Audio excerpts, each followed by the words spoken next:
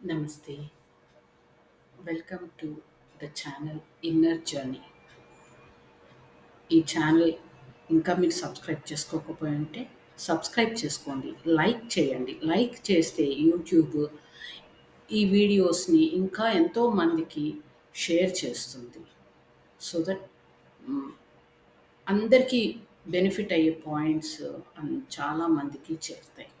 So తప్పకుండా subscribe చేసుకోండి, like చేయండి, మీ ఫ్రెండ్స్తో షేర్ చేసుకోండి. ఇంకా ఈ ఛానల్లో ఏం కావాలి, ఏ టాపిక్స్ మీద మాట్లాడితే బాగుంటుంది అన్నది కామెంట్ సెక్షన్లో పెట్టండి.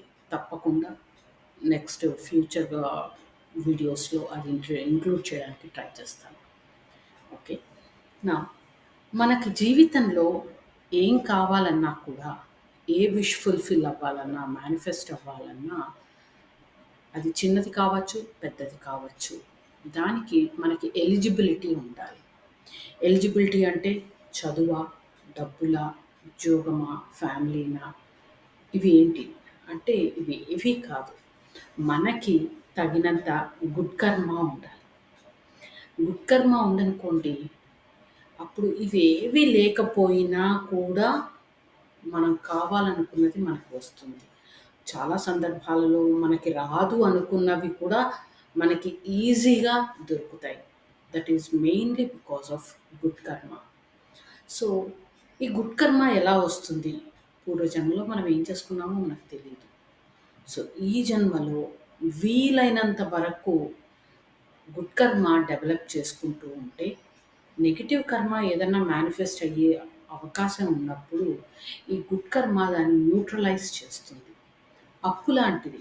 మనం పూర్వజన్మలో చేసుకున్న నెగిటివ్ కర్మ అప్పు అనుకుంటే, మనకిప్పుడు ఎంత అప్పు తీర్చాలో తెలీదు. డబ్బులంటే మనకు తెలుసు. ఇంత అప్పు తీసుకున్నాము, దాని మీద ఇంట్రెస్ట్ ఇంత, ఇంత తీర్చాలి అని. అదే కార్మిక్ డెట్స్ ఎలా తెలుస్తాయి మనకి అంటే, అదే సస్పెన్స్. మనకెప్పటికీ తెలియదు. సో మనం చేయగలిగింది ఏంటి? Generate lots and lots of good కర్మ. వీలైనంత వరకు ఎట్లాంటి ఛాన్స్ వదిలిపెట్టకుండా గుడ్ కర్మ జనరేట్ చేసుకుంటూనే ఉండండి. అప్పుడు ఏమవుతుంది? మీకు వెంటనే బెనిఫిట్ కనిపించకపోవచ్చు. కానీ మనకి మన జీవితంలో, మన ఫ్యామిలీలో ఎదుర్కోవాల్సిన నెగెటివ్ ఇన్సిడెంట్స్ మినిమైజ్ అయిపోతాయి. లేకపోతే అసలు పూర్తిగా కూడా పోవచ్చు. అందుకని గుడ్ కర్మ ఉంటే అప్పుడు మీరు ఏం మేనిఫెస్ట్ చేసుకోవాలనుకున్నా ఈజీ అవుతుంది. అయితే గుడ్ కర్మ ఎలా డెవలప్ చేసుకోవాలి అంటే, రకరకాల పద్ధతులున్నాయి. దానాలు చేయడము, పూజలు చేయడము, మీకు మీ ధార్మికంగా ఎలా జనరేట్ చేసుకున్నా పర్వాలేదు. అన్నిటికంటే తేలికైనది, ఇప్పుడు దానాలు చేయాలి అంటే డబ్బులు స్పెండ్ చేయాలండి. మా దగ్గర డబ్బులు లేవు, లేకపోతే ఇంకోటి చేయాలి అంటే వేలు, లక్షలు అవుతాయి అనుకుంటే, ఇవన్నీ కాదు. సర్వీస్ చేయండి. ఎంత సర్వీస్ చేస్తే గుడ్ కర్మ అంత ఎక్కువ డెవలప్ అవుతుంది. సర్వీస్ అంటే ఏంటి? సేవ. మనం రోజూ పనిమాల హాస్పిటల్స్‌కో, ఎక్కడికో వెళ్ళి సేవ చేయక్కర్లేదు. మీ జీవితంలో మీకెదురైన వాళ్ళకి సహాయం చేయడానికి ప్రయత్నించండి. కొంత కాన్షియస్ ఎఫర్ట్ పెట్టి వారానికొకసారో, 15 రోజులకొకసారో కంపల్సరీ సర్వీస్ చేస్తాను. ఒక 2 గంటల పాటు, 3 గంటల పాటు అని నిశ్చయించుకుని సర్వీస్ చేయండి. ఒక షెడ్యూల్ పెట్టుకోండి. టైమ్ టేబుల్ పెట్టుకోండి. దాంతో పాటుగా ప్రతిరోజు ఎక్కడ వీలైతే ఒక చిన్న పొన్న సహాయాలైనా సరే, మాట సాయము, ఒక మంచి ఐడియా ఇవ్వడము, చేతనైన వాళ్ళకి ఫిజికల్‌గా హెల్ప్ చేయడము, చిన్నవే కావచ్చు. ప్రతీదీ కౌంట్ అవుతుంది. గుర్తుంచుకోండి. లా ఆఫ్ కర్మ మ్యాథమెటికల్ ఈక్వేషన్ చాలా పర్ఫెక్ట్‌గా ఉంటుంది. ప్రతి చిన్న వర్క్ మీరు హెల్ప్ చేసేది కౌంట్ అవుతుంది. అలాగే మనం ఇంకొకళ్ళ నుంచి ఫ్రీగా తీసుకున్నవి కూడా కౌంట్ అవుతాయి. అందుకని వీలైనంత వరకు ఫ్రీగా వచ్చేవి వాటి కోసం ఆశపడొద్దు. తీసుకోవద్దనట్లేదు. మీకు హక్కుగా వచ్చే ఉంటే తీసుకోండి. కానీ ఎప్పుడు ఇతరులకి సహాయపడడానికి, ఇవ్వడానికి ప్రయత్నించండి. ఏదైనా సరే, ఇట్ కెన్ బి ఏముంది మాట సాయము అంటాం. కానీ మాట సాయమే కొన్నిసార్లు జీవితాన్ని ఎంతో హెల్ప్ చేస్తుంది జీవితంలో. సో, మాట సాయం లేకపోతే చేత సాయం ఏదో ఒక సహాయం చేయడానికి ప్రయత్నించండి.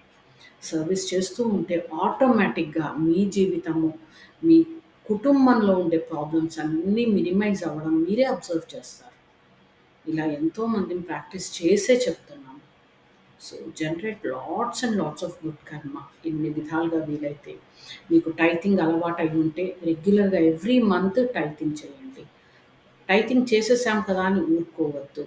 Generate lots of service. Do service. మనం అందరము బయటికి వెళ్ళి సహాయపడే కెపాసిటీ ఉండకపోవచ్చు. సో, అలాంటప్పుడు ఏం చేస్తాము అంటే, కనీసం మీరున్న చోట కూర్చొని అర్త్‌ని బ్లెస్ చేయండి. భూమాతని ఆరోగ్యంతో, ఆనందంతో, ఆధ్యాత్మికతతో బ్లెస్ చేయండి. భూమి మీద ఉండే ప్రతి వ్యక్తి, ప్రతి ప్రాణిని ఆశీర్వదించండి. మనం ఇక్కడ కూర్చొని ఆశీర్వదిస్తే వెళ్తాయా అంటే తప్పకుండా వెళ్తాయి. భూమి కూడా ఒక లివింగ్ ప్లానెట్. ఎనర్జీ మనం ఎక్కడ ఇంటెన్షన్ పెడితే అక్కడికి ఎనర్జీ వెళుతుంది. అవునా? కాదా? మీరు మీ పిల్లల గురించి వేరే దేశంలో ఉన్న పిల్లల గురించి ఆలోచిస్తే మీరు వాళ్ళని విజువలైజ్ చేసుకోగలుగుతున్నారు కదా! వాళ్ళకేదైనా కావాలి లేకపోతే వాళ్ళ పుట్టినరోజులు, పెళ్లి రోజులు అంటే మీరు గుడికెళ్ళి మీ ఇంటి దగ్గరున్న గుడికెళ్ళి పూజ చేయించి వాళ్ళకి ఆశీస్సులు అని అనుకుంటున్నారా లేదా? సో, అలాగే మనం ఉన్న చోట నుంచి భూమాతని ఆశీర్వదిస్తే ఒక్క మనిషి కాదు భూమంటే. మొత్తం ఎన్ని కోట్ల మంది వాళ్ళందరికీ మనం ఒక రకంగా సహాయపడుతున్నాం. అది ఎన్నో రెట్లుగా తిరిగి మనకి గుడ్ కర్మగా వస్తుంది. సో, దీన్ని మెడిటేషన్‌గా చేయాలనుకుంటే జంట హృదయాలపై ధ్యానం మెడిటేషన్ ఆన్ ట్విన్ హార్ట్స్‌గా చేస్తాము. ఇది చేసినా చాలా గుడ్ కర్మ జనరేట్ అవుతుంది. అలాగే సర్వీస్ చేయండి. అంటే ఇది చేస్తే అది చేయకూడదు, అది చేస్తే ఇది చేయకూడదు అన్నది ఏమీ కాదు. మనం ఆరోగ్యంగా ఉన్నప్పుడు చేతనైనప్పుడే ఎంత సర్వీస్ చేసుకుని, ఎంత గుడ్ కర్మ జనరేట్ చేసుకుంటేనే మన లైఫ్ ఈజీగా, స్మూత్‌గా సాగుతుంది. ఇదే గుర్తొస్తుంది. ఒకళ్ళకి ఇలాగే చెప్తే 15 ఇయర్స్ బ్యాక్ ఒక ఏడాది ప్రాక్టీస్ చేయండి అని చెప్పాను. చాలా ప్రాబ్లమ్స్ ఉండేవి. అయితే ప్రాక్టీస్ చేశాక 6 మంత్స్ తర్వాత వాళ్ళొచ్చి చెప్పారు, "మీరు ప్రాక్టీస్ చేయమన్నారు కానీ ఏం ఉపయోగం? మాకేం ప్రాబ్లమ్స్ రావట్లేదు. ప్రాబ్లమ్స్ వచ్చి తగ్గాలి కదా!" అన్నారు. ఆల్రెడీ ఉన్న ప్రాబ్లమ్స్ తగ్గుతున్నది మనం గుర్తుపెట్టుకోము. ఎంతసేపు మనకు వచ్చేవి, ఇంకేం రావట్లేదు కదా! నాకు టైం వేస్ట్ అయిపోయింది. ఇంతమందికి హెల్ప్ చేశాను. నాకు టైం వేస్ట్, మనీ వేస్ట్ అని అనుకుంటున్నాం. కానీ ప్రాబ్లమ్స్ పెద్దగా అవ్వకుండా మినిమైజ్ అయిపోయి, ఇంకా ఫర్దర్ ప్రాబ్లమ్స్ రావట్లేదు అంటే, మనం జనరేట్ చేసిన గుడ్ కర్మ, సర్వీస్ మనకు సహాయపడుతుంది అని అర్థం. సో, ఏ మతానికి చెందిన వాళ్ళైనా, ఏది ఫాలో అవుతున్నా కూడా సర్వీసు, గుడ్ కర్మ జనరేషన్ అందరికీ ఒక్కటేనండి. సో, మీకు ఒక్కసారి మీ చుట్టూ అబ్జర్వ్ చేయండి. ఎవరికి ఎట్లాంటి సహాయం కావాలి అన్నది ఒక అండర్‌స్టాండింగ్‌కి రండి. వాళ్ళు అడిగితే చేస్తాము అని అనుకోవద్దు. మనం అవసరంలో ఉన్నప్పుడు ఎవరైనా వచ్చి మనకు సహాయం చేస్తే ఎంత సంతోషిస్తాము. అడగకుండానే సహాయం చేశారు అని. మరి మనం ఎందుకు ఎవరన్నా అడిగితేనే చేస్తాము అని అనుకుంటాము. ఆ ప్లేస్‌లో మనముంటే ఎలా ఫీల్ అవుతాము అని ఆలోచిస్తే ఆటోమేటిక్‌గా ఎవరికి ఎక్కడ హెల్ప్ చేయాలో తెలిసిపోతుంది. So, try practising it. మొహమాటం వద్దు. నేను హెల్ప్ చేస్తే వాళ్ళేమన్నా అనుకుంటారేమో, లేకపోతే వాళ్ళు అడగలేదు కదా! నాకింత అంతస్తుంది, ఇంత డబ్బుంది, ఇంత చదువుంది అలాంటివి ఏం పెట్టుకోవద్దు. అందరం మనుషులమే. అది ఎక్కడ తెలుస్తుంది మనకి? హాస్పిటల్‌కెళ్తే తెలుస్తుంది. అదే శ్మశానంలోకెళ్తే తెలుస్తుంది. అందరము ఒక్కటే. సో, అవతల వాళ్ళు ఎలాంటి వాళ్ళైనా సహాయం చేయాలి అని అనుకుంటే చేసేయండి. ఆలోచించొద్దు. ఆలోచిస్తే ఇంత చేద్దాం అనుకుంటాం.